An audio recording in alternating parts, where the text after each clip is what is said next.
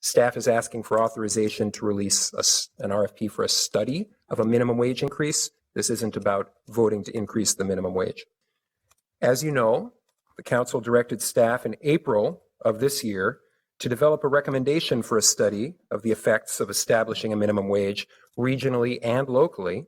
You'll note we're proposing to study two minimum wages, $12 and $15, and two geographies, Minneapolis only and Hennepin and Ramsey counties.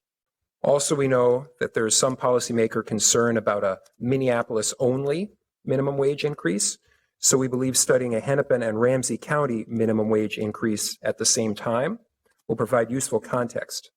Do we as a city have authority to increase the minimum wage? I will, of course, defer to the city attorney on this. I believe that we do, but there are no state statutes that expressly prohibit us from adopting this. But again, that is not a full answer to the question of. If there were 7 votes to create a minimum wage in Minneapolis only, we'd be doing it.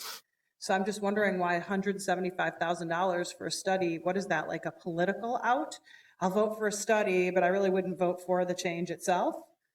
I mean, I guess I'd like to ask Ms. Siegel that we have a legal opinion before we spend $175,000 to study something that 7 people don't want to vote for and the mayor right now. I'm not one of the council members who came out in support of $15 an hour at this point because I just don't have enough information on what the impact's going to be. And I think this study is really helpful from that standpoint. I think the answer is that it is probably a legal gray area. Ultimately, at the end of the day, say we don't think we have the legal authority here. If this study comes out and says, hey, it's going to create jobs in Minneapolis and be a benefit and help lift people out of poverty, then I could totally see our city getting behind a legislative effort to increase minimum wage at a state level or to get the permission that we need or authority we need from the state in order to do a citywide minimum wage. I think it's fair to say that this is a complex issue and that most cities who've increased local minimum wages have done this type of study.